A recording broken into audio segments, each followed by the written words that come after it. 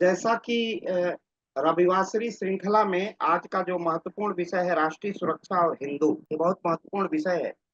इसी विषय पर आज हम लोगों को उद्बोधन देने के लिए एसोसिएट प्रोफेसर हिंदी विभाग क्वातांगो विदेशी भाषा विश्वविद्यालय चीन से डॉक्टर विवेक मणि त्रिपाठी जी का पाठ्य हम सबको प्राप्त होगा। विवेक मणि जी लोक पहल के ही कार्यकर्ता हैं और अंतर्राष्ट्रीय स्तर पर लोक पहल के कार्यों का समन्वय, संचालन और उसके महत्वपूर्ण अंतर्राष्ट्रीय उत्तरदायित्व का निर्वहन करते हैं। लोक पहल एक सामाजिक राष्ट्रीय जीवन में एक महत्वपूर्ण परिवर्तन करने के लिए एक बौद्धिक क्रांति, एक बौद्धिक संरचना स्थापित करने के लिए एक ऐसी संरचना जिसके माध्यम से राष्ट्र में जो कुछ नैरेटिव बना है, देश में नैरेटिव बना है, उस नैरेटिव को तोड़ने के लिए एक हिंदुत्व की जो हमारी भारतीय परंपरा है, उस परंपरा को स्थापित करने के लिए और भारत में और भारतवासियों में हिंदुत्व के, सनातन के, संस्कृति के जागरण के लिए निरंतर एक अभियान जो है सतत बौद्धिक ऊर्जा प्रदान करने के लिए, एक बौद्धिक जागरूकता के लिए लोक पहल निरंतर कार्य करता है। और लोक पहल के मेरे पार्श्व में जो आदर्श दिखाई दे रहे हैं, पूज्य अशोक जी सिंघल, पूज्य महंत अवैधनाथ जी, राष्ट्रीय स्वयंसेवक संघ के चतुर्थ संघचालक प्रोफेसर राजेंद्र सिंह, उप आख्यान रज्जू भैया, महामना पंडित मदन मोहन मालवीय और एकात्म मानववाद के प्रणेता पंडित दीनदयाल उपाध्याय हमारे आदर्श हैं।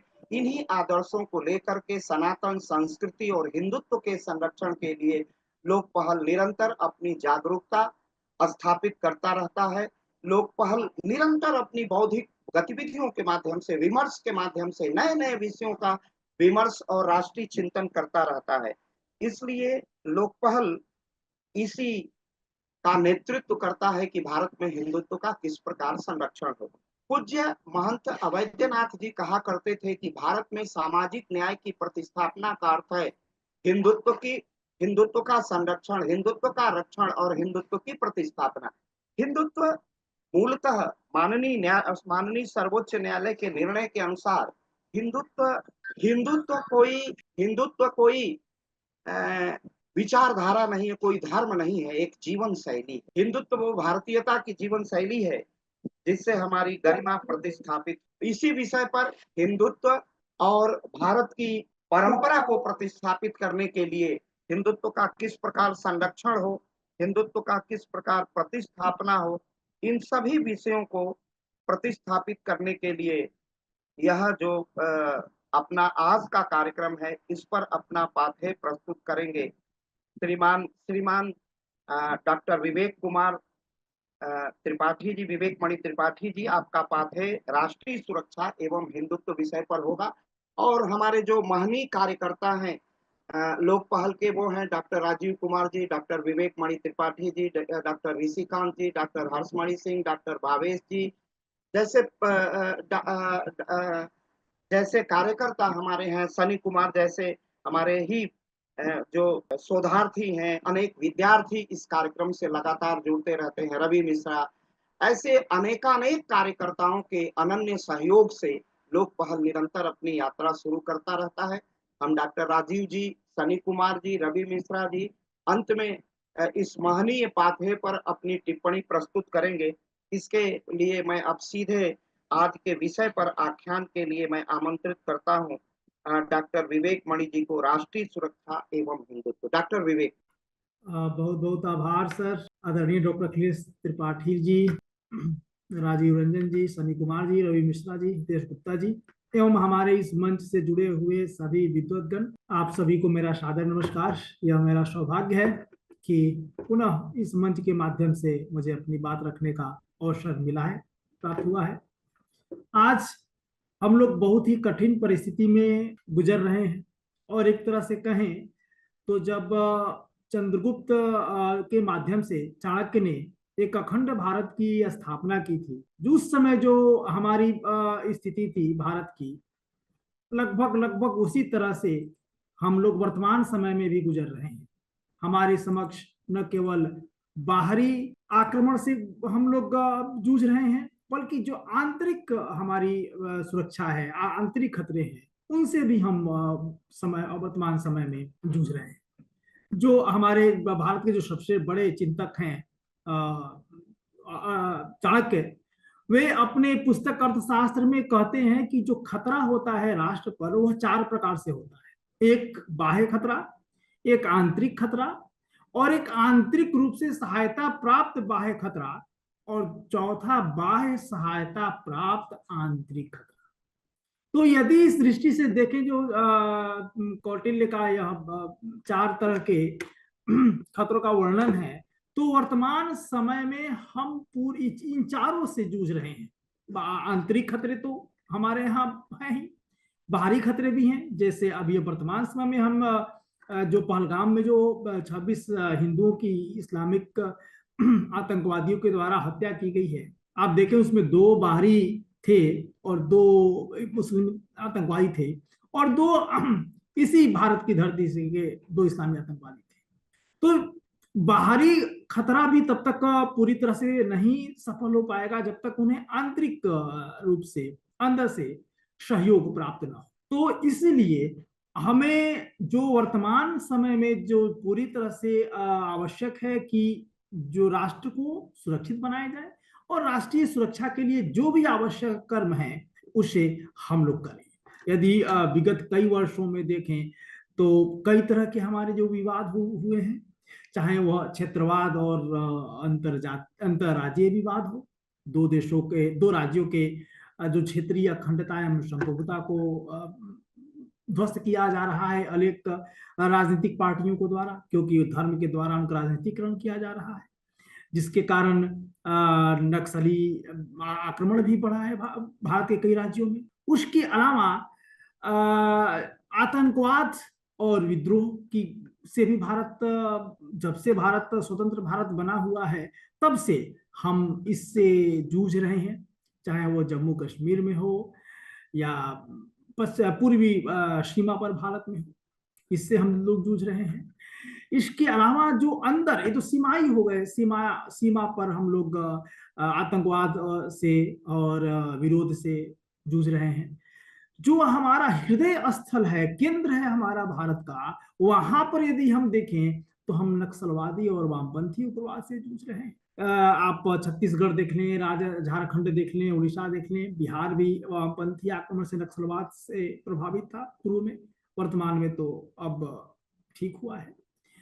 इसके अलावा जो क्षेत्रवाद और अंतर्राज्यीय विवाद हो रहा है, आतंकवाद हो रहा है सीमाओं पर, सीमा पार से, और केंद्र में जो नक्सलवाद और वामपंथी आंदोलन हो रहे हैं, उसके अलावा भी जो एक सांप्रदायिक हिंसा और सामाजिक अशांति, आप समय समय पर, चाहे जो मुर्शिदाबाद में हुआ हो आप देख लें, उत्तर प्रदेश में जो हुआ है आप संभल में उसे देख लें, तो ये जो सांप्रदायिक हिंसा है वह भी दिन प्रतिदिन बढ़ती जा रही है। तो अब इसके लिए हमें क्या करना होगा? तो केवल हमें राजनीतिक रूप से समृद्ध तो होना ही होगा, साथ ही साथ, क्योंकि इससे जो भी सांप्रदायिक हिंसा है, इनसे प्रेरित होकर जो धार्मिक और जातीय संघर्ष बढ़ रहे हैं, तो वे हमारे समाज के लिए और विशेष कर के लिए, इस भारत राष्ट्र के लिए, भारत राष्ट्र मतलब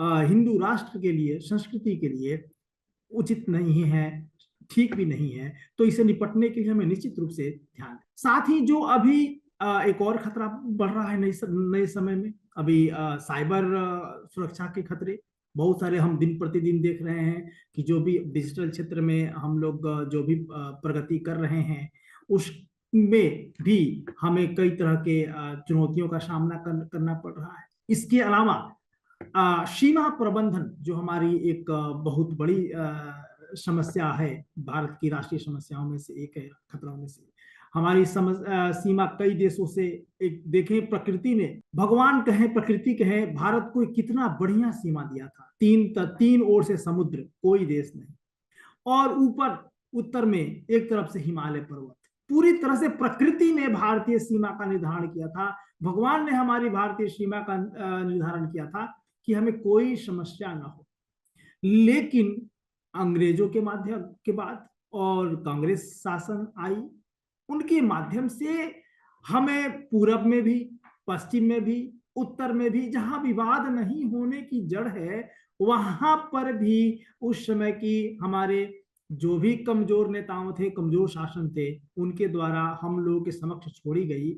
और इस सीमा प्रबंधन के कारण, कुप्रबंधन के कारण, जिस भारत को कभी सीमा विवाद की समस्या होनी ही नहीं चाहिए थी, आज हम लोग चारों ओर से सीमा विवाद की समस्या से गुजर रहे हैं। और इस समस्या से, और जब सीमा कुप्रबंधन होगा तो इससे क्या समस्याएं होंगी?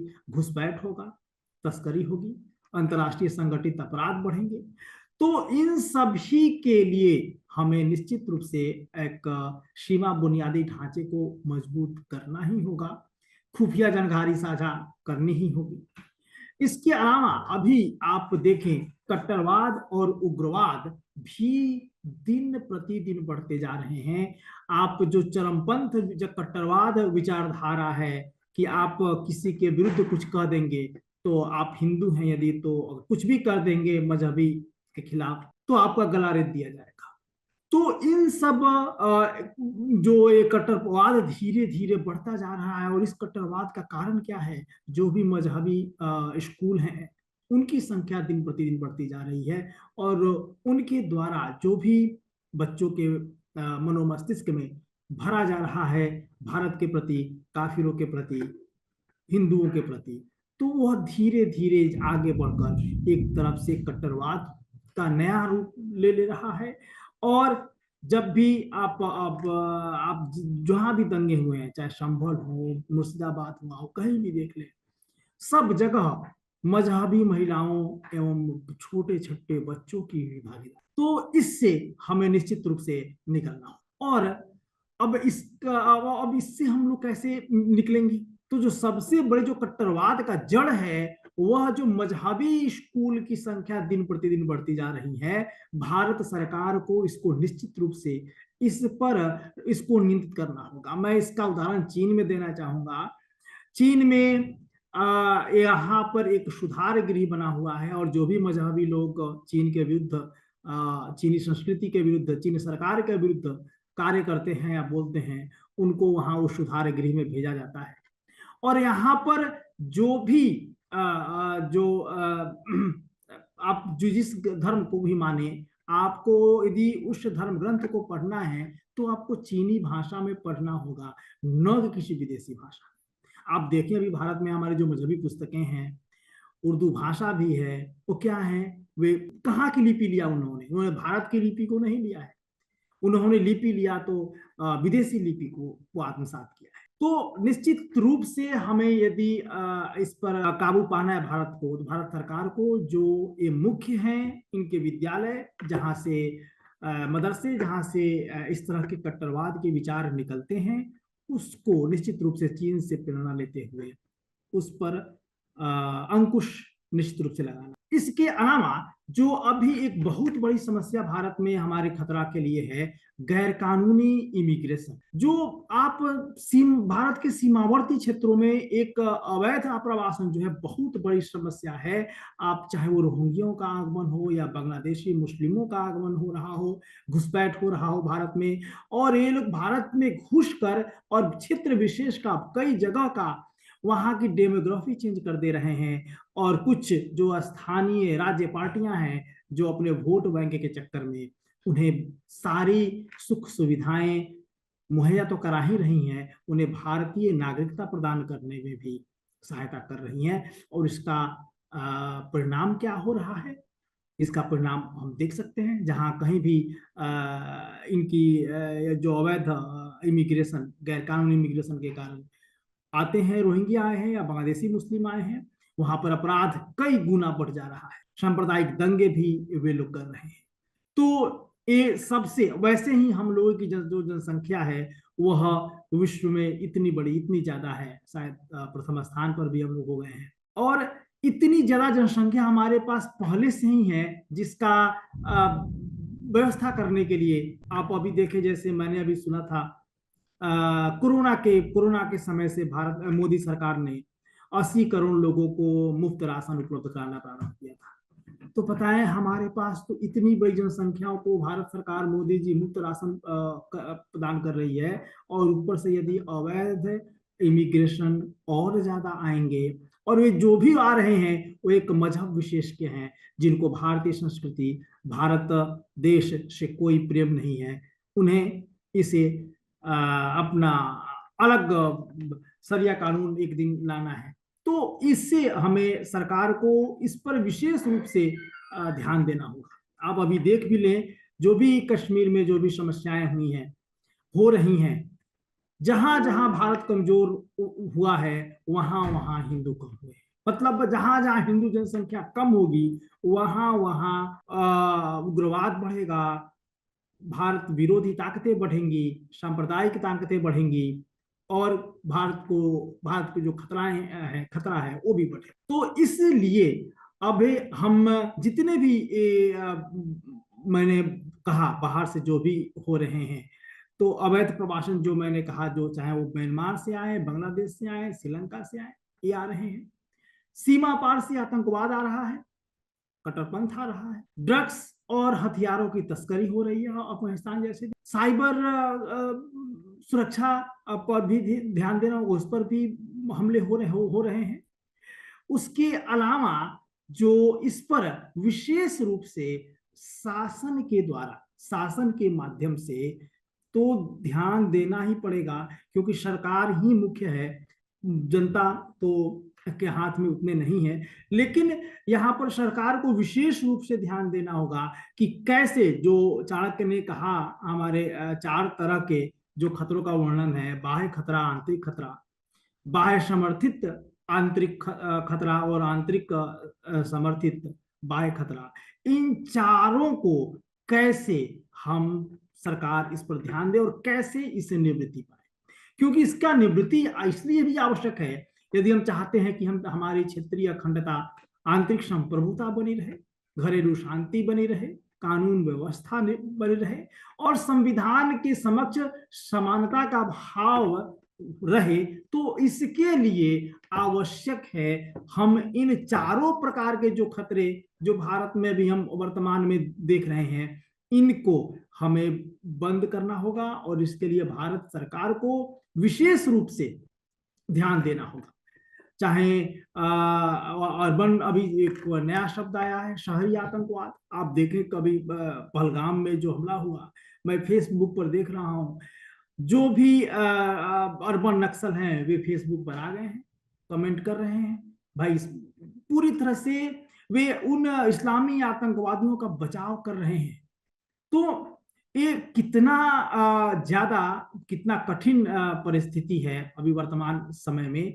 तो इसके लिए जो बाहर से आतंकवाद को वित्त पोषित कर रहे हैं, उन पर भी सरकार को ध्यान देना होगा। शहरी आतंकवादी जो हैं, वे उन्हें लेख के माध्यम से, पुस्तकों के माध्यम से, फेसबुक कमेंट के माध्यम से जिस तरह से उनका बचाव कर रहे हैं, न्यायालय में उनका बचाव कर रहे हैं, उन पर भारत सरकार को, हमारी सरकार को विशेष रूप से ध्यान देना। अब यहाँ पर आवश्यक यह है कि हमें निश्चित रूप से, जैसे क्या करना होगा हमें विशेष रूप से हिंदुओं को, क्योंकि हम जो हिंदू हैं, हमारे लिए राष्ट्र का निर्माण, हम लोग राष्ट्र को मानते हैं। अथर्ववेद में हमें कहा गया है कि माता भूमि पुत्रो हम पृथ्व्या, मतलब हम इस धरती को मां मानते हैं, हम स्वयं को उसके पुत्र मानते हैं।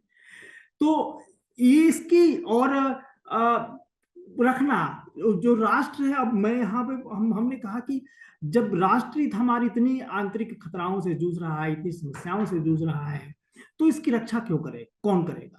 तो सबसे पहले जो राष्ट्र की प्रथम इकाई होती है वह मनुष्य होती है, मानव होता है। और हम मानव वैदिक संस्कृति में मनुष्य उसे ही कहते हैं जो मननशील होकर स्व का त्याग करे और अन्य के दुख को भी समझे। प्राण आने पर भी जो मानव धर्म का परित्याग करे वही मानव है। तो हम यहाँ पर भारत में जो मानव है, हमारी हमारा यह दायित्व है कि हम भारत को वैदिक जो हमारी राष्ट्र की अवधारणा है उसके अनुसार हम भारत को बनाएं। यदि हम भारत को इंडिया बनाएंगे तो फिर वह ऐसे ही सेकुलर लोग इसमें आते रहेंगे और धीरे धीरे हमारी संस्कृति को, हमारी सभ्यता को समाप्त कर देंगे। और जो चाणक्य ने भी कहा था, जो राष्ट्र का निर्माण होता है वह केवल भूमि से नहीं होता है, केवल वहां के नदियों से भी नहीं होता है, पशु पक्षियों से नहीं होता है, न विविध प्रकार के वनस्पतियों को नहीं देश कहते हैं। चाणक्य कहते हैं जो राष्ट्र का निर्माण होता है वह 5 तत्वों से होता है, और वह है संस्कृति, सभ्यता, परंपरा, भाषा और इतिहास। जो इन विषयों से मिलकर जो भूखंड बनता है उस वही इस 5 जो अवयव हैं यही मिलकर एक भूखंड को राष्ट्र बनाते हैं। तो यदि भारत को, हमें भारतीय राष्ट्र को, भारत को राष्ट्र के रूप में हमें बचाए रखना है तो क्या होगा, हमें अपनी संस्कृति को, अपनी सभ्यता को, अपनी परंपरा को, अपनी भाषा को और अपने इतिहास को बचाए रखना होगा। यदि हम इन 5 तत्वों को, 5 अवयवों को नहीं बचा रख पाए तो फिर हमारा जो राष्ट्र है वह केवल भूमि का टुकड़ा ही रह जाएगा और धीरे धीरे विनष्ट भी हो जाएगा। अब मैं एक बार, हमारे बहुत बड़े कवि हैं जम्मू कश्मीर के डॉक्टर अग्निशेखर जी, मुझे उनसे बात हो रही थी तो वो बोले कि अभी तो हम लोग निर्वासन में हैं, तो निर्वासन का कितना बड़ा दुष्प्रभाव पड़ता है कि निर्वासन से केवल एक सभ्यता नहीं मरती है बल्कि संस्कृति, परंपरा, भाषा की भी मृत्यु हो जाती है। उन्होंने बताया कि अब जो मेरे बच्चे हैं अब वे उस परिवेश में नहीं रह रहे हैं तो फिर उन्हें कश्मीरी भाषा भी नहीं आ रही है, नहीं सीख रहे हैं, और जब वे भाषा से अपने दूर हो जाएंगे तो फिर अपनी संस्कृति और परंपरा से भी। और भारत में क्या है, भारतीय जो भाषा, भारतीय संस्कृति है वह मूल रूप से हिंदू संस्कृति है। भारत का जो इतिहास है वह मूल रूप से हिंदू का इतिहास है, परंपरा है वह हमारी हिंदू परंपरा है। तो यदि जहां जहां आप देख लें हिंदू जनसंख्या कम हुई है तो हमारे हिंदू जनसंख्या, जो भारतीय भाषा और परंपरा को बचाए रखने की जिम्मेवारी वह निश्चित रूप से हिंदुओं पर ही है। और जहां जहां हमारी जनसंख्या कम हुई है वहां वहां हमारे जनसंख्या कम होगी तो हम वहां से हमारा भाषा का विनाश होगा। जब हमारी भाषा वहां से लुप्त हो जाएगी तो धीरे धीरे हमारी परंपरा, हमारी सभ्यता, हमारी संस्कृति वही विलुप्त हो जाएगी।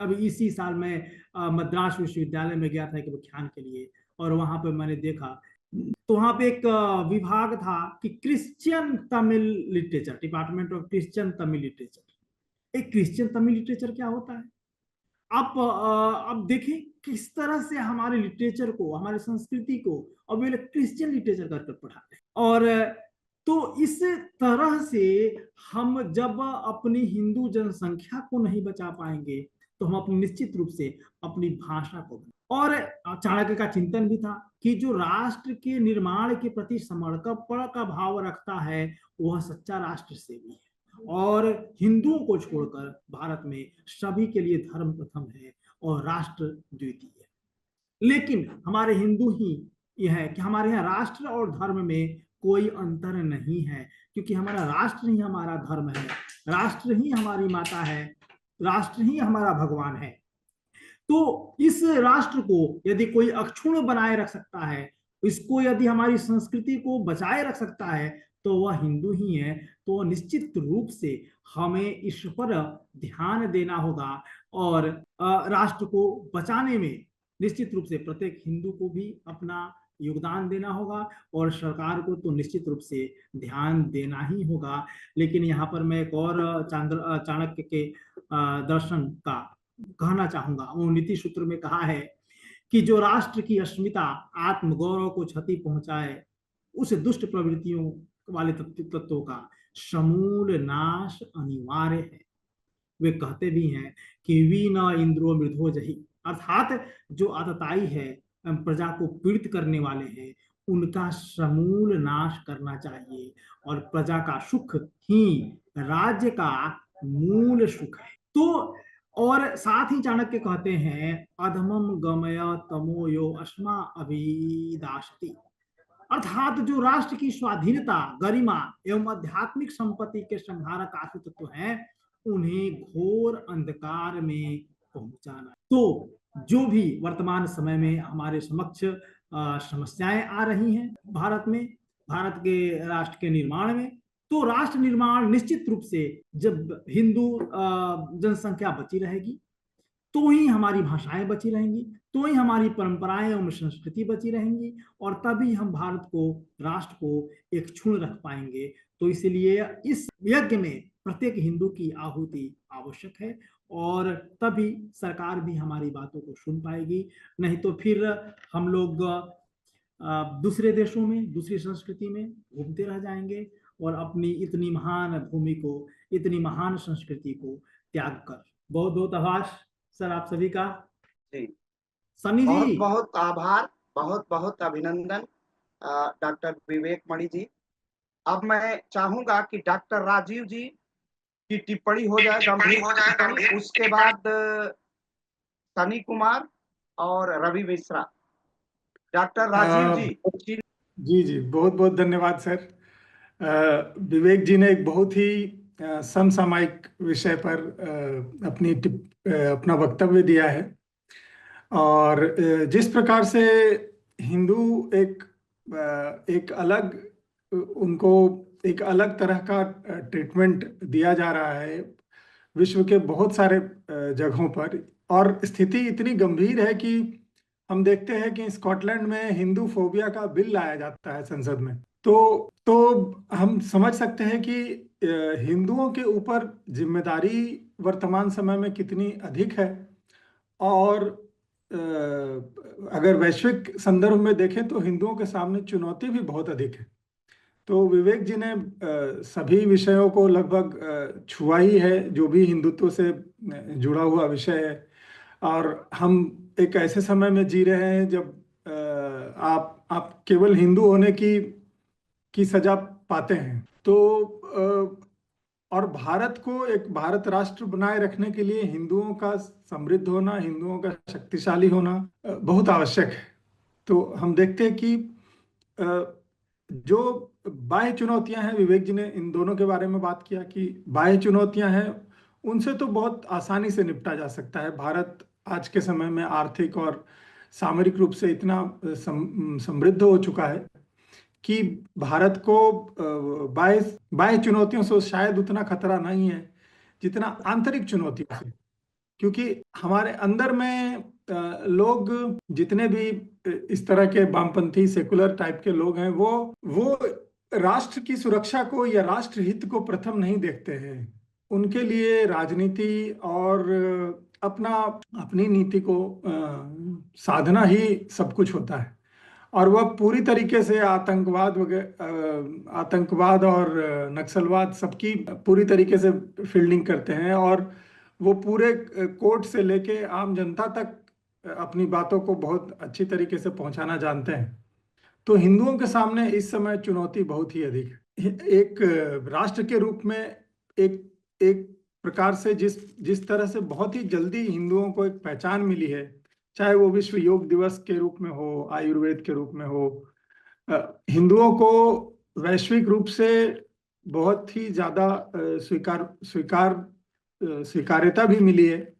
परंतु अगर राष्ट्रीय सुरक्षा के हिसाब से हम देखें तो हिंदुओं के ऊपर एक संकट भी है, क्योंकि जब उच्च पदों पर बैठे हुए लोग, जैसे हम तमिलनाडु में देखते हैं, जैसे हम पश्चिम बंगाल में देखते हैं, तो जब उच्च पदों पर बैठे हुए लोग, मुख्यमंत्री जब हिंदुओं के विरोध में बात करते हैं तो संकट और गंभीर हो जाता है, क्योंकि जिन्होंने संविधान की शपथ खाई है वो भी एक तरह से इस्लामिक विचारों के साथ चलते हैं। तो इस तरह के माहौल में हम अभी जी रहे हैं, और अगर भारत देश को एक राष्ट्र के रूप में सुरक्षित रखना है तो बहुत आवश्यक है कि हिंदुओं को एक मंच मिले, हिंदुओं को उनकी आवाज मिले, हिंदुओं को अपने ही देश में ऐसा ना लगे कि हाँ हम असुरक्षित। तो विवेक जी ने इन सभी मुद्दों को उठाया ही है। तो बस मैं अपने एक छोटी सी टिप्पणी के साथ ही अपने बात को खत्म करूंगा। बहुत बहुत धन्यवाद सर। बहुत बहुत आभार, बहुत बहुत अभिनंदन डॉक्टर राजीव रंजन जी। आपकी टिप्पणी अत्यंत सार्थक और समीचीन होती है। अब टिप्पणी के लिए मैं आमंत्रित करता हूं सर्वप्रथम रवि मिश्रा, उसके बाद हितेश गुप्ता और शनि कुमार। रवि मिश्रा, रवि लेफ्ट हो गया। रवि मिश्रा मेरी बात सुन रहे हो? रवि मिश्रा जी, चलो भाई हितेश। हाँ रवि बोलो, बोलो, इस पर टिप्पणी करो, अनम्यूट करो। Ravi unmute hello. करो अपने को। हाँ बोलो, अनम्यूट करो और बोलो। रवि अनम्यूट करो और अपनी बात रखो। चलिए तब तक इस पर टिप्पणी करने के लिए रिसर्च स्कॉलर है राजनीति विज्ञान विभाग रवि मिश्रा जी तब तक संगीत तैयार हो विषय, रहे हैं। हाँ बोलो। आप जिस विषय पर चर्चा हो रही है वो वास्तव में बहुत ही प्रासंगिक विषय है। सर ने जिस तरीके से हिंदू जो आज का विषय है उसमें जो व्याख्यान दिया वो बहुत ही आवश्यक है। और वर्तमान समय में जिस तरीके से पहलगाम में अटैक हुआ, आतंकी अटैक हुआ, हिंदुओं को जो है चुनकर और उनका धर्म और ये सब चीजें को पूछकर निशाना साधा और उनकी हत्या की। ऐसे में जो है ये विषय और इस विषय पर चर्चा करना बहुत ही प्रासंगिक है। आपने सब जिस तरीके से अपने व्याख्यान में विभिन्न विषयों को व्यापक तरीके से वर्णन किया है ये बहुत ही प्रासंगिक और जरूरी है। तो जिस तरीके से राजीव सर ने इस विषय को विस्तृत वर्णन किया और देश में जो हिंदू नेतृत्व हिंदुओं के बारे में जो चर्चा की वो काफी जो है जानकारी के दृष्टिकोण से और अन्य दृष्टिकोण से भी प्रासंगिक। तो मुझे लगता है कि लोकवाणी के माध्यम से इस तरह की चर्चा और व्याख्यान जो है वो हम सभी के लिए बहुत ही आवश्यक और जरूरी है। तो इस प्रकार की चर्चा होना बहुत आवश्यक है वर्तमान समय में और वर्तमान मुद्दों पर चिंतन मनन करने के लिए इस प्लेटफॉर्म का प्रयोग किया जा रहा है। और मुझे इस प्लेटफॉर्म से जुड़कर बहुत ही गौरवान्वित महसूस करता हूँ और इसी बात के साथ मैं अपनी वाणी को विराम देता हूँ। प्रणाम, धन्यवाद। बहुत बहुत बहुत सुंदर रवि। इसके बाद हितेश गुप्ता। हितेश गुप्ता, हितेश गुप्त, यस सर। शनि कुमार। हाँ हितेश बोलो। हितेश सर सर मेरी आवाज आ रही है सर? हाँ बिल्कुल बिल्कुल आवाज आ रही। सबसे पहले तो मैं डॉक्टर अखिलेश त्रिपाठी सर का धन्यवाद करता हूं कि उन्होंने मुझे ये मंच प्रदान किया बोलने के लिए। सर मैं ये कहना बाकी तो सब कुछ बात विवेक सर ने और राजीव सर ने कह दी है। मैं इतना कहना चाहता हूं कि सर आज के समय में राष्ट्रीय सुरक्षा और हिंदू ये दोनों के दोनों शब्द हैं, एक दूसरे के पूरक हैं। आज हम ये देख रहे हैं कि राष्ट्र की सुरक्षा के साथ साथ हिंदुओं की सुरक्षा ये एक दूसरे के बिल्कुल पूरक शब्द बन चुके हैं। आज हमने देखा कि कुछ कुछ दिनों पहले पहलगाम में हमला हुआ, वह राष्ट्र की सुरक्षा के साथ साथ वह हिंदुओं की सुरक्षा का भी एक बहुत बड़ा मुद्दा है। मैंने कुछ दिनों पहले देखा कि कर्नाटक में हिंदी भाषी लोगों को साथ दुर्व्यवहार किया जा रहा है। साउथ के राज्यों में ऐसी ही घटना हमें जगह जगह देखने को मिलती है। और हाल ही में ऐसी ही घटना हमने देखा कि मुर्शिदाबाद में पश्चिम बंगाल में ऐसी ही घटना हुई जहां पर हिंदुओं को टारगेट किया गया। जो हिंदुओं को टारगेट करने के साथ साथ अपने राष्ट्रीय सुरक्षा को भी टारगेट किया गया। और ऐसी ही घटना हमने बांग्लादेश में भी देखी जहां पर बांग्लादेश में भी हिंदुओं को टारगेट किया जा रहा है। तो सर आज के समय में राष्ट्र की सुरक्षा को हिंदुओं की सुरक्षा के साथ भी जोड़कर देखा जाने की बहुत ज्यादा आवश्यकता है। आज हिंदुओं की सुरक्षा और राष्ट्र की सुरक्षा दोनों एक दूसरे की पूरक बन चुकी हैं सर। मैं इस बात को इतना ही कहना चाहूंगा सर। बहुत सुंदर धन्यवाद सर। टिप्पणी, बहुत ही शानदार। क्योंकि अंतर्राष्ट्रीय विषय पर इनका शोध कार्य भी चल रहा है, तो अंतर्राष्ट्रीय विषयों पर एक अच्छी पकड़ है हितेश की, और हितेश जी ने बहुत अच्छी टिप्पणी की है। बहुत बहुत धन्यवाद। रवि ने भी बहुत बोल्डली अच्छी बात कही है। शनि कुमार। सर प्रणाम सर। हाँ बोलो। और मैं सर्वप्रथम धन्यवाद करना चाहूंगा सर आपका कि आपने इतना ज्वलंत विषय को आज का विषय लोकपाल का बनाया है सर, जिसमें राष्ट्र सुरक्षा और हिंदू है सर। और फिर धन्यवाद करना चाहूंगा विवेक मणि त्रिपाठी सर जी का, जिन्होंने बहुत ही सरल भाषा में इसको प्रस्तुत किया। जो कि आज के संदर्भ में सर समझने के लिए कि हिंदू और राष्ट्र सुरक्षा दोनों परस्पर एक दूसरे के पूरक है सर।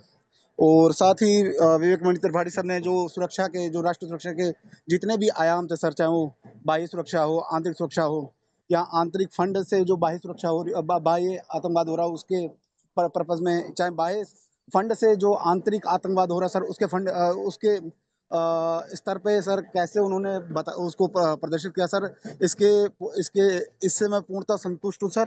और साथ ही साथ जो हिंदू है सर, हिंदू केवल एक धर्म नहीं है सर, ये एक जीवन शैली है। हिंदू जो है हिंदू जीवन शैली के रूप में है सर, क्योंकि जिस जीवन शैली के अंदर सर वासुदेव कुटुंबकम जैसा विचार दिया जाता है, जिसमें हम सबका साथ सबका विकास की बात करते हैं सर।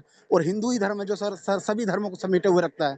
कहीं भी हम देखते हैं माइनॉरिटी में हिंदू होते हैं, चाहे पाकिस्तान हो, हेलो, इस समय बांग्लादेश। चल रहा है कार्यक्रम लोक पहल का, 5 से 6 चलता है ना रविवार के बाद हाँ में सर। बात। सर जहाँ जहाँ भी हिंदू देखते हैं हम लोग माइनॉरिटी में है सर, चाहे वो बांग्लादेश हो चाहे पाकिस्तान हो सर, तो वहाँ हिंदुओं के साथ दुर्व्यवहार किया जाता है। लेकिन हम इसका उलट भारत के अंदर देखते हैं सर। भारत के अंदर हम लोग मेजोरिटी में हैं, लेकिन फिर भी जितने भी माइनॉरिटी कम्युनिटीज हैं, उनका हम पूर्णतः बराबर का दर्जा और बराबर की सुविधा और बराबर का सर सम्मान हम लोग प्रस्तुत करते हैं सर। और ऐसा केवल हिंदू धर्म में देखने को मिलता है सर। इसी के साथ साथ सर राष्ट्र सुरक्षा को हम व्यापक रूप से पहली समझ चुके हैं सर, डॉक्टर विवेक मणि त्रिपाठी सर के सामने सर से।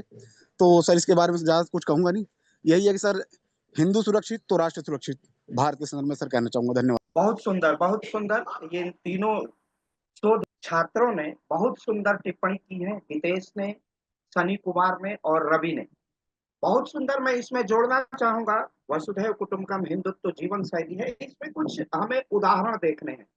ये बात बिल्कुल सही है कि भारत का जो हिंदू समाज है वो बिखरा हुआ समाज है, और इसके लिए, इस बिखराव के लिए एक खास वर्ग जिम्मेदार है, इसमें कोई संशय नहीं है। भारत की जाति व्यवस्था जिम्मेदार है।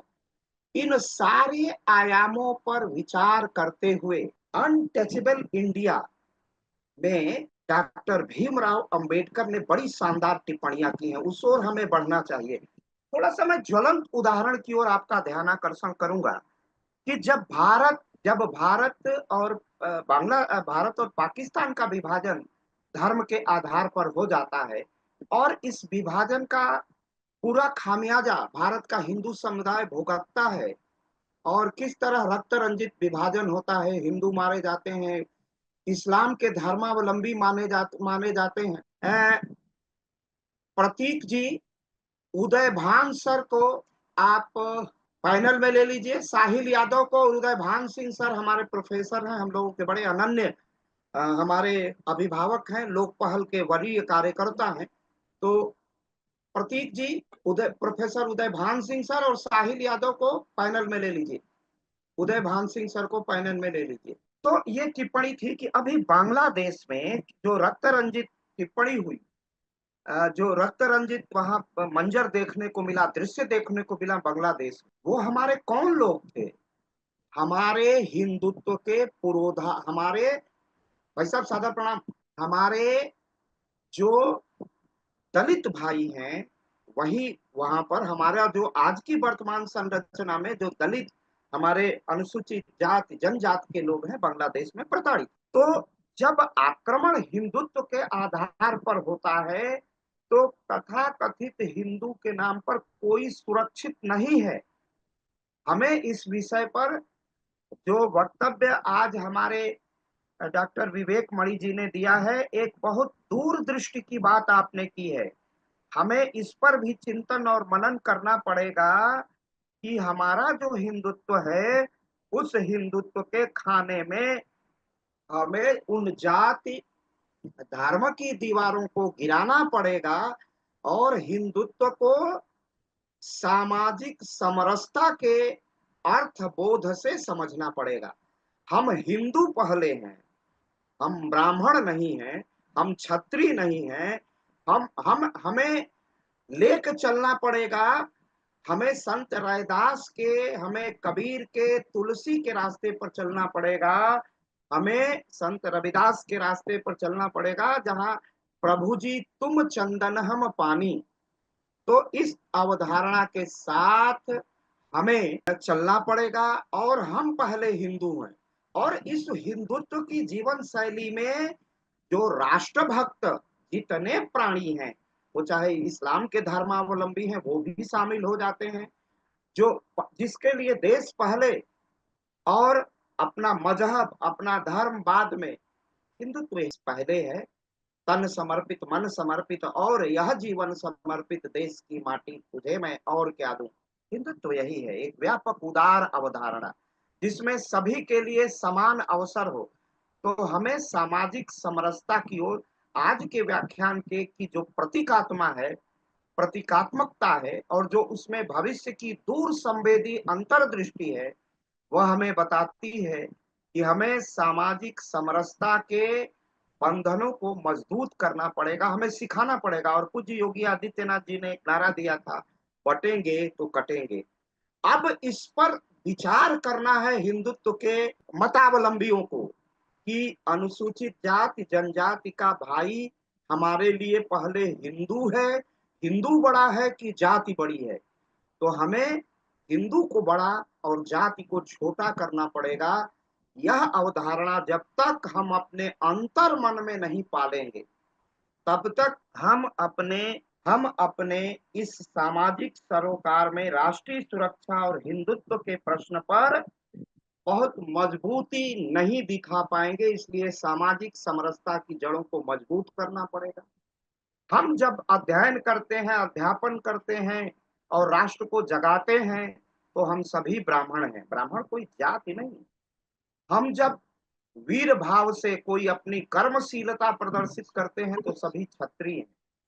जब हम अपने लिए, अपनों के लिए, परिवार के लिए जब हम किसी प्रकार की चाकरी व्यापार करते हैं, खेती करते हैं, तो हम सभी वैश्य हैं। और जब हम अपने लिए परिश्रम करते हैं तो हम सभी शूद्र हैं। तो हमें इन वर्ण और जातियों के चक्कर से निकल करके हमें जो यही पंडित दीनदयाल ने भी उपाध्याय ने सिखाया था, एकात्म राष्ट्र। वो कहते थे कि राष्ट्र एकाकार कहाँ होगा, यह देश या पूरा समाज एकाकार कहाँ होगा। व्यक्ति निकलता है तो व्यक्ति की का एक परिवार है, परिवार से निकलता है तो जाति है, जाति से निकलता है समाज है, और समाज से निकलता है तो उसका सबसे बड़ा जो संवास है, सबसे बड़ा जो निवास है, सबसे बड़ा जो उसका पवित्र वातावरण है, परिवेश और पर्यावरण है, वो राष्ट्र है। तो इसलिए हिंदुत्व राष्ट्रत्व का ही परिणाम है, हिंदुत्व ही राष्ट्र है। और राष्ट्र में केवल हम शिव की आराधना करें, राम की उपासना करें, कृष्ण के उत्कर्ष को नमन करें, यही नहीं है।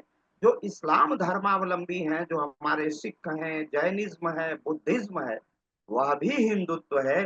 क्योंकि जब भी हम राष्ट्र को प्रथम और अपने धर्म को, अपनी उपासना पद्धति को द्वितीय कर देते हैं, तो वही हिंदुत्व का चरमोत्कर्ष होता है। और इसी की आज बहुत आवश्यकता है। और हम लोग तो जब छात्र जीवन में थे तो एक नारा था विद्यार्थी परिषद का, तुम जातिवाद से तोड़ोगे, हम राष्ट्रवाद से जोड़ेंगे। तो यही हिंदुत्व का संरक्षण है। हम सब प्रबुद्ध जनों को मिलकर के जाति की दीवारों को धराशायी करना पड़ेगा।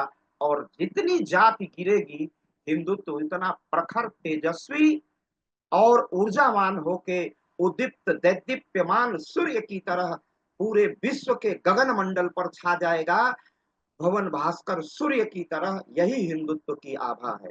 और यही तभी हम विश्व गुरु के सपने को साकार करेंगे। और इसके लिए बहुत जरूरी है कि हम हिंदुत्व की व्यापकता में अपना दर्शन करें, और कोई भी अपनी जाति के पहले अपने धर्म को सबसे प्रमुख स्थान दे, हिंदुत्व को प्रमुख स्थान दे। ये आज की व्याख्यान की बहुत ही महनीय संकेतात्मक दूर संवेदी अंतर्दृष्टि थी, भविष्य उन्मुखी अंतर्दृष्टि थी। और उसकी सारी व्यवहारिक पक्षों को आप जी ने उकेरा। इसलिए आप विद्वान हैं, संस्कृति के उपासक हैं, सभ्यता के मीमांसक हैं। तो आपने ये सारी बातें की। अब इसी तरह मैं पुनः गंभीर टिप्पणी के लिए आमंत्रित करता हूं राष्ट्रीय सुरक्षा एवं हिंदू विषय पर प्रोफेसर उदय भान सिंह। धन्यवाद आदरणीय डॉक्टर अखिलेश जी। सबसे पहले तो मैं क्षमा प्रार्थी हूं कि मैं 2 रविवार को जुड़ नहीं पाया। पिछले रविवार को प्रज्ञा प्रवाह के द्वारा 2 दिन का वैचारिक प्रबोधन का कार्यक्रम मध्य प्रदेश भवन नई दिल्ली में आयोजित था। माननीय सह कार्यवाह अरुण जी, माननीय जे नंद कुमार जी और भी अखिल भारतीय अधिकारी वहां थे और हिमाचल प्रांत से 3 लोग अपेक्षित थे, तो 3 लोगों में से मैं था। तो अब हिमाचल से धर्मशाला से जब हम चलते हैं तो मान लीजिए कल कार्यक्रम है तो मुझे आज शाम को 7-8 बजे बैठना होगा दूसरे दिन। तो वो और क्या, अपने सभी संगठनों के ऐसी कार्यशालाएं, ऐसे शिविर, ऐसे वर्ग 2 दिन के 3 दिन के जो होते हैं वो प्रायः शुक्रवार, शनिवार, रविवार को ही आयोजित किए जाते हैं, क्योंकि उसमें प्रायः शिक्षक समाज के लोग ही, प्रोफेसर्स, शिक्षक यही शामिल होते हैं, तो उनकी छुट्टी उट्टी का ध्यान रखा जाता है। तो पिछली बार भी शनिवार और रविवार था और रात्रि 8-9 बजे तक समापन हुआ था दिल्ली में वैचारिक प्रबोधन वर्ग प्रज्ञा प्रवाह का। आज मैं कुरुक्षेत्र में हूं। यहाँ पर पंचनद शोध संस्थान जो कि प्रज्ञा प्रवाह का उत्तर क्षेत्र आयाम है। हम सबको पता ही है प्रज्ञा प्रवाह क्षेत्र सह और प्रांत सह कार्य करती है। तो उत्तर क्षेत्र में 5-6 राज्य हैं, दिल्ली, हरियाणा, पंजाब, हिमाचल प्रदेश, जम्मू कश्मीर और लद्दाख। तो इस बार भी उत्तर क्षेत्र से हिमाचल से 5 लोगों का चयन हुआ था पंचनद शोध संस्थान के द्वारा। तो उसमें से कुरुक्षेत्र में गीता ज्ञान संस्थानम करके स्थान है। स्वामी ज्ञानानंद जी का नाम यदि आपने सुना होगा, गीता मनीषी स्वामी ज्ञानानंद जी महाराज, तो उन्हीं के प्रतिष्ठान गीता ज्ञान संस्थानम में 3 दिन की कार्यशाला थी और नेतृत्व विकास कार्यशाला। तो अभी मुक्त हुआ हूं। तो मेरे मित्र हैं, बाल सखा हैं, कुरुक्षेत्र में रहते हैं, गीता निकेतन आवासीय विद्यालय, विद्या भारती का विद्यालय, संघ का विद्यालय है, तो यही हिंदी के शिक्षक हैं। तो अभी मैं यहीं रुका हूँ। रात में 10 बजे बस है धर्मशाला के लिए यहीं कुरुक्षेत्र से, तो वो उसमें बैठ के जाऊंगा। कल पहुंचूंगा सुबह 6-7 बजे। तो मैं इतना सब बताने का तात्पर्य मंतव्य ये था कि मैं 2 कार्यक्रमों में 2 रविवार को जुड़ नहीं पाया। मैं क्षमा प्रार्थी हूँ पूरे आयोजन टोली से और टोली के संरक्षक, मार्गदर्शक, हम सबके अभिभावक तुल्य प्रोफेसर विजय कुमार जी से और साथ में अखिलेश जी से भी, क्योंकि अखिलेश जी का आग्रह पूर्ण अपेक्षा होती है कि मैं अवश्य रहूं। तो मैं क्षमा चाहता हूं मैं उसके लिए भी। और रही बात विवेक जी ने, मैं अंत में जुड़ पाया, पूरी बात नहीं सुन पाया, लेकिन जितनी बात सुन पाया उतने से ही अनुमान, हम लोग सभी शोधार्थी हैं और वो सैंपलिंग, वो रिसर्च मेथोडोलॉजी में एक सैंपलिंग विधि होती है, दैव निदर्शन प्रणाली, कि गेहूं का ढेर है तो एक मुठा गेहूं निकाल लिया और उससे हम अनुमान लगा लेते हैं कि ढेर कैसा होगा, गेहूं का ढेर की गुणवत्ता क्या होगी। तो डॉक्टर विवेक मणि त्रिपाठी जी का अंत में मैंने 2-4-5 मिनट सुना है, उसी से मैंने अनुमान लगा लिया कि जब अंत इतना सुंदर है तो संपूर्ण व्याख्यान कितना प्रभावी, कितना गुणवत्तापूर्ण और कितना अनुप्राणित कर देने वाला वक्तव्य रहा होगा। राष्ट्रीय सुरक्षा और हिंदुत्व, निश्चित रूप से मैं बहुत साधुवाद देना चाहूंगा डॉक्टर हर्षमणि त्रिपाठी जी को। और मैंने ये भी महसूस किया कि जैसे जैसे हम आगे बढ़ रहे हैं, लोक पहल के सारी चीजें जो हैं आगे बढ़ रही हैं और ये हर रविवार का गोष्ठी की जो श्रृंखला होती है, जो वक्ता हैं वो और निखर रहे हैं। हर्षमणि जी को जब मैंने पहली बार सुना था और आज जब मैंने सुना है तो बहुत अंतर आया है। एक प्रबुद्ध वक्ता के रूप में डॉक्टर विवेक मणि जी हैं ये, डॉक्टर विवेक मणि जी, डॉक्टर विवेक, हाँ है नहीं क्या आप लोगों का कनेक्शन, कोई दिक्कत आ रही है? डॉक्टर विवेक मणि जी सुन रहे हैं क्या? नहीं, विवेक मणि जी जुड़े हुए, जी जुड़े हुए हैं ना? हाँ बिल्कुल सुन रहे हैं। हाँ।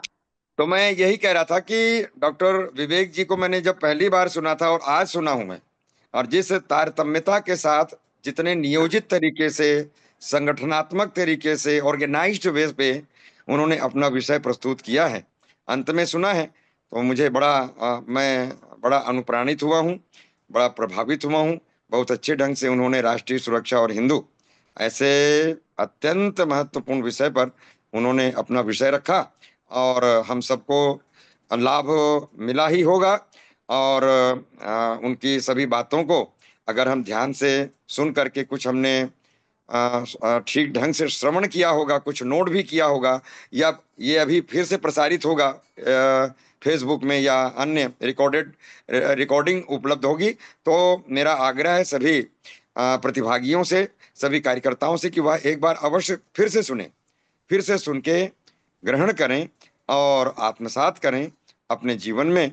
यदि हम उतारेंगे, उसे क्रियान्वित करेंगे, तो निश्चित रूप से डॉक्टर विवेक मणि जी का जो आज का उद्बोधन है, आज का वक्तव्य है, इनका आज का जो पाथेय है, वह बहुत बहुत बधाई विवेक जी और संपूर्ण लोक पहल की आयोजन टोली को कि मुझे कहीं ना कहीं से रंच मात्र भी मैं लापरवाही करता हूं, लेकिन उसके बावजूद मुझे यह सौभाग्य सम्मान मुझे दिया जाता है। हृदय से मैं आभारी हूं। बहुत बहुत धन्यवाद, कृतज्ञता ज्ञापित करता हूं। बहुत बहुत धन्यवाद। बहुत बहुत आभार सर, बहुत बहुत अभिनंदन। ये मंच आपका है, ये विद्वानों का विमर्श है और इस विमर्श को हम लोग आगे लेके जाते हैं। मैं YouTube पर सुन रहे श्रोताओं का लाइव प्रसारण नहीं है, चला जाता है। मैं फेसबुक के माध्यम से, ट्विटर के माध्यम से जो मुझे लाइव देख रहे हैं, सभी श्रोताओं का करीब हम 8 से 10 लाख के बीच जाते हैं। सभी से निवेदन है कि हमारे चैनल को अधिक से अधिक सब्सक्राइब करें। चैनल को जितना सब्सक्राइब करेंगे, ये राष्ट्रवाद के प्रति एक हमारी आराधना होगी, उपासना होगी, हमारा समर्पण होगा माँ भारती के प्रति, क्योंकि हम विमर्श भारत के लिए करते हैं। हम भारत की समस्याओं का समाधान ढूंढते हैं।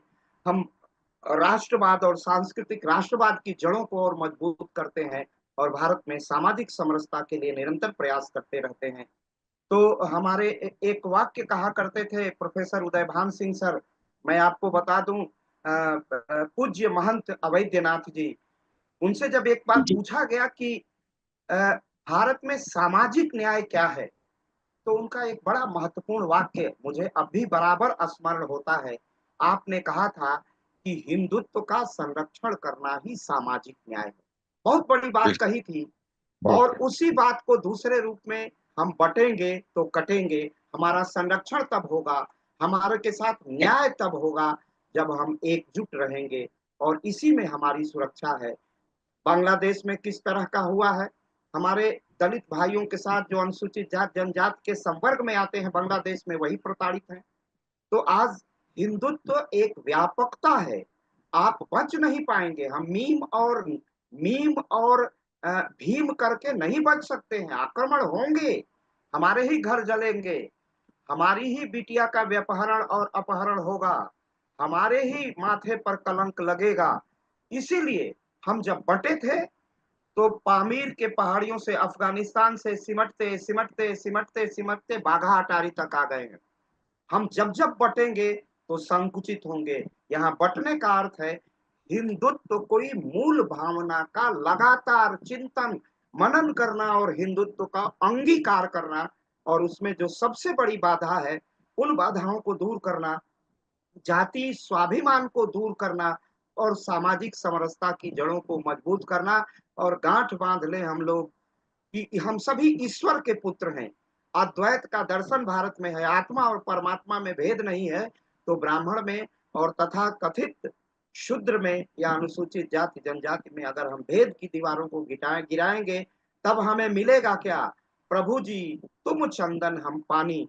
जैसे चंदन और पानी मिल करके हमारे माथे का राज तिलक बनता है, उसी तरह हिंदुत्व का राज तिलक तभी बनेगा जब हम चंदन रूपी राष्ट्र, चंदन रूपी हिंदुत्व और जो जातियों का पानी है एक जगह एकत्रित करके उसे हम जल देखें, जाति न देखें, तब निश्चित रूप से भारत का बाल उस राज तिलक से चमत्कृत हो उठेगा। दैदीप्यमान नक्षत्र यह बाल सुशोभित हो उठेगा। यही करने की आवश्यकता है और यही आज के व्याख्यान का मूल सार था, जो बहुत सारगर्भित था। यही उसकी संपूर्ण व्याख्या है। आज के कार्यक्रम में प्रोफेसर उदय भान सर, प्रभाकर चौहान जी जो मेरे अत्यंत प्रिय शिष्य हैं, मेरे प्रिय शोध छात्रों में से रवि मिश्रा, सनी कुमार और हितेश गुप्ता जुड़े हुए थे। हितेश गुप्ता जुड़े हुए थे राजस्थान से, मेरे ही शोध छात्र हैं और इस समय राजस्थान में प्रवक्ता हो चुके हैं। ये सभी को बहुत शुभकामनाएं। चीन की ही धरती से भारत के लाल डॉक्टर राजीव कुमार जी जुड़े हुए थे। इन सभी का बहुत बहुत आभार और अभिनंदन। आज के मुख्य वक्ता और विद्वान और मीमांसा के उन्नायक डॉक्टर विवेक मणि जी, सभी का, प्रोफेसर उदय भान सर का बहुत बहुत आभार और अभिनंदन। हमारे समस्त श्रोताओं का आभार और अभिनंदन। और मैं निवेदन पुनः करूंगा कि लोकपहल के फेसबुक चैनल को अधिक से अधिक लाइक करिए। हमारे यूट्यूब का जो चैनल है जिस पर हमारी सारी रिकॉर्डिंग उपलब्ध है उसको अधिक से अधिक सब्सक्राइब करिए और हमारा समर्थन करिए और राष्ट्रवाद की इस धधकते अग्निकुंड में अपनी समिधा, अपनी आहुति अर्पित करिए। इसी के साथ सभी को प्रणाम। विवेक मणि जी को अनेक अनेक अभिनंदन और शुभकामनाएं। और फिर रविवार को एक नए वक्ता के साथ हम जुड़ते हैं, नए विषय पर विमर्श करते हैं। तब तक सभी को बहुत बहुत प्रणाम, बहुत बहुत नमस्कार। अब मैं प्रतीक शर्मा जी से निवेदन करूंगा कि आज के कार्यक्रम का समारोह करें। विवेक जी, बहुत प्रतीक जी आज के कार्यक्रम का समापन करिए। वीडियो को एंड तक देखने के लिए धन्यवाद। ऐसी ही और वीडियोस के लिए देखते रहिए हमारा YouTube चैनल लोकपहल।